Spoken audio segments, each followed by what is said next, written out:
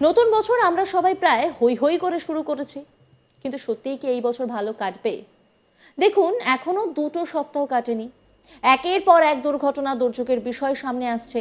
বছরের শুরুতেই আজ তাক বাংলার মুখোমুখি হয়ে বিখ্যাত জ্যোতিষী শ্যামল ভট্টাচার্য জানিয়েছিলেন এই বছরটা সেইভাবে ভালো যাবে না। প্রাকৃতিক দুর্যোগের মতো ঘটনা ঘটছে, সেই কথাই যেন মিলে যাচ্ছে। মাত্র দুটো সপ্তাহ পার হলো না, একের পর এক ঘটনা ঘটেই চলেছে। বিখ্যাত জ্যোতিষী শ্যামল ভট্টাচার্য কি বলেছিলেন সেটা আপনাদেরকে শোনাবো। তবে তার আগে আপনাদের বলি, নতুন বছরে এই প্রথম সপ্তাহেই ঠিক কি কি দুর্ঘটনা ঘটলো। প্রথমেই বলি আপনাদের মক্কার কথা। সৌদি আরবের পবিত্র নগরী মক্কা, প্রাকৃতিক দুর্যোগ যেন গিলে খাচ্ছে এই শহরটাকে। এক নাগাড়ে প্রবল বৃষ্টি, আর তার জেরে প্রায় ডুবে গিয়েছে সৌদি আরবের মক্কা এবং মদিনা। প্রবল বৃষ্টির জেরে জনজীবন বিপর্যস্ত। কবে এই অবস্থার বদল হবে তার আপাতত কোনো সদুত্তর মেলেনি। একটানা ভারী বৃষ্টির দোসর বজ্রপাত, ঝড় এবং শিলাবৃষ্টি। রাস্তাঘাট দেখলে আপনি ভাববেন যে এখানে কি আদৌ কোনো রাস্তা ছিল, নাকি পুরোটাই ছোটখাটো একটা নদী। জল জমার কারণে আটকে গেছে গাড়ি, বাস সহ একাধিক যানবাহন। এখানেই শেষ নয়, মসজিদের ভেতরেও জল থই থই করছে। কি করুণ দশা, ভাবতে পারছেন? জল পরিষ্কারের কাজ শুরু করেছেন সেখানকার বাসিন্দারা, কিন্তু বৃষ্টি এইভাবে চলতে থাকলে কি করে জল সাফাই করা সম্ভব হবে, সেই প্রশ্নও উঠছে।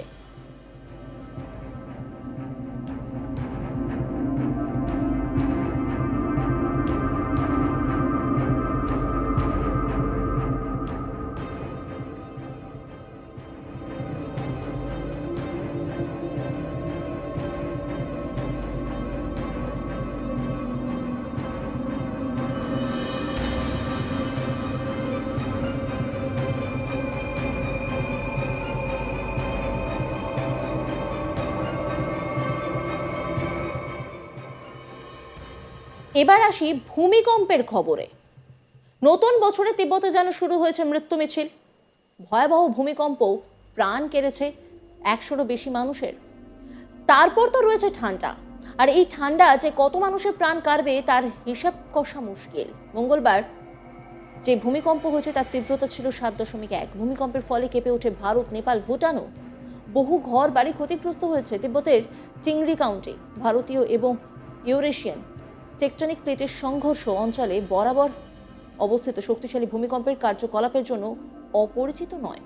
এই অঞ্চলের ভূতাত্ত্বিক অবস্থার কারণে প্রায় ভূমিকম্প হয়। ভূমিকম্পে উৎসস্থলের কাছে বহু বাড়ি ভেঙে পড়েছে।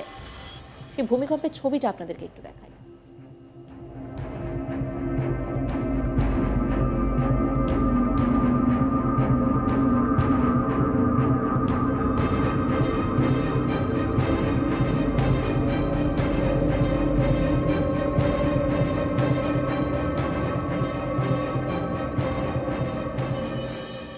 এবার আপনাদের শোনাই আজ তাক বাংলার মুখোমুখি হয়ে ঠিক কি বলেছিলেন জ্যোতিষী শ্যামল ভট্টাচার্য।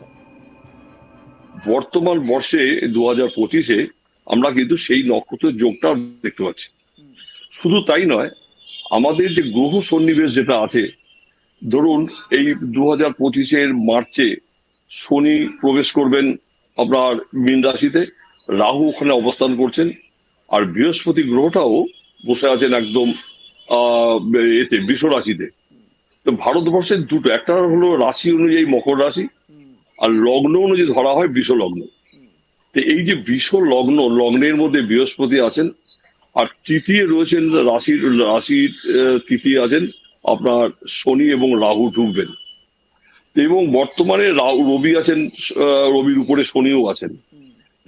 আমাদের যে যেমন দ্বাদশ ভাব থেকে মানুষের দেহের বিভিন্ন আমরা ভাবের বিচার করি, তেমনি মান্ডেন অ্যাস্ট্রোলজি অনুযায়ী আমাদের যে ভাবগুলো আছে তার মধ্যে তৃতীয় ভাব হচ্ছে পারিপার্শ্বিক যোগ, বৈদেশিক নীতি এবং আমাদের পারিপার্শ্বিক যে সমস্ত দেশগুলো আছে তাদের সাথে সংযোগ, এগুলো বিচার করা হয়।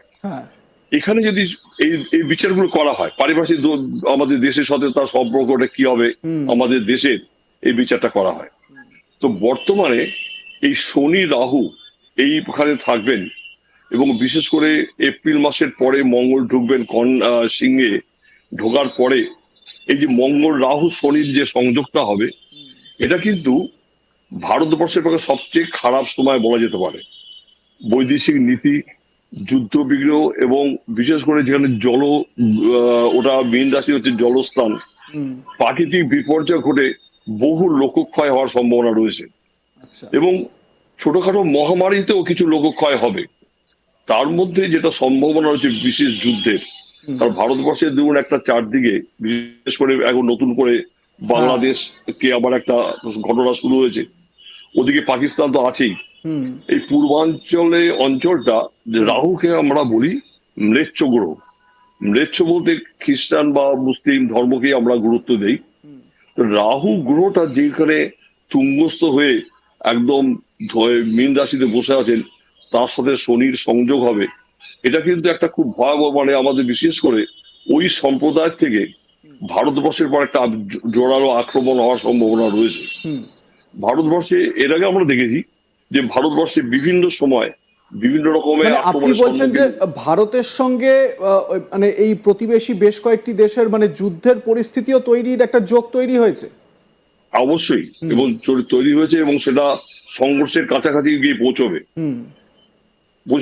এবং বৃহস্পতি গ্রহটা যেহেতু রাশির পঞ্চমে আছেন, আমরা দেখেছি বৃহস্পতি গ্রহকে আমরা রক্ষাকর্তা বলি।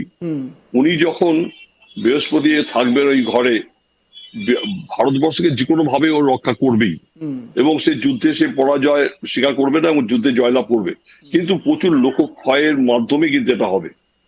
সুতরাং এই বছরটা কিন্তু ভারতবর্ষের পক্ষে প্রাকৃতিক বিপর্যয়, নানা রকম দুর্ঘটনা এবং এই সমস্ত হওয়ার সম্ভাবনা খুবই আছে। এবং এই বছর দেখুন 2025 টোটাল যোগফল কিন্তু আমাদের সংখ্যাতত্ত্ব অনুযায়ী নাম্বার 9। এই নাম্বারটা কিন্তু মঙ্গলের নাম্বার।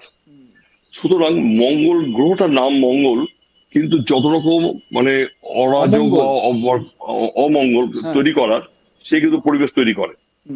এবার যখন শনি রাহু এখানে থাকছেন, তার সাথে মঙ্গলের সংযোগ হবে, এটা আরো জোরালো পরিবেশ তৈরি হবে। সুতরাং ভারতবর্ষের এই যে পরিবেশটাই, এটা খুব ভালো নয়। এবং বিশেষ করে মীন লগ্ন অনুযায়ী আমরা ভারতবর্ষের যে রাজ্যগুলোকে ধরি, সেটা যেমন জম্মু কাশ্মীর। এই জম্মু কাশ্মীর এই জায়গাটা থেকে এই যে মীন লগ্নে শনি রাহু থাকবেন, মঙ্গল সংযোগ হবে। অর্থাৎ মানে মানুষের যেরকম রাশি হয়, আপনি বলছেন ভারতের বিভিন্ন রাজ্য, সেই রাজ্যগুলোরও এক একটা রাশি স্পেসিফিকেশন রয়েছে। অবশ্যই, কারণ এটা ধরুন কারো কত যখন ভারতবর্ষ ধরুন ভাগ হয়, সেই সময় ধরে করা হয়। সেই সময় ধরে ভারতবর্ষকে দেখা গেছে ভারতবর্ষে মকর রাশি ধরে আমরা যে প্রেডিকশন গুলো ভারতবর্ষে এতদিন করে এসেছি মানডেনে, সেগুলো প্রত্যেকটা কিন্তু মিলেছে। আমি 2012-তে যখন মীন লগ্নে এরকম একটা শনি মঙ্গল, মীন লগ্নের অষ্টমে শনি মঙ্গল রাহুর যোগাযোগ হয়েছিল, আমি বলেছিলাম উত্তরাখণ্ডে একটা বড় প্রাকৃতিক বিপর্যয় হবে। সেটা আপনারা দেখেছেন উত্তরাখণ্ডে কি ঘটনা ঘটেছিল। সুতরাং এবারও কিন্তু সেই ঘটনা একটা বড় যোগাযোগ রয়েছে এবং সেটা হবে পূর্বাঞ্চল কেন্দ্র করে এবং জম্মু কাশ্মীর তার উপরে।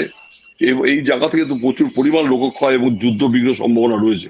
বর্তমান বর্ষে 2025-এ আমরা কিন্তু সেই নক্ষত্রের যোগটা দেখতে পাচ্ছি। অন্যান্য খবরের আপডেটের জন্য অবশ্যই নজর রাখুন আজ তাক বাংলার ইউটিউব স্ট্রিমিং এ। লাইক, কমেন্ট, শেয়ার এবং সাবস্ক্রাইব করতে ভুলবেন না।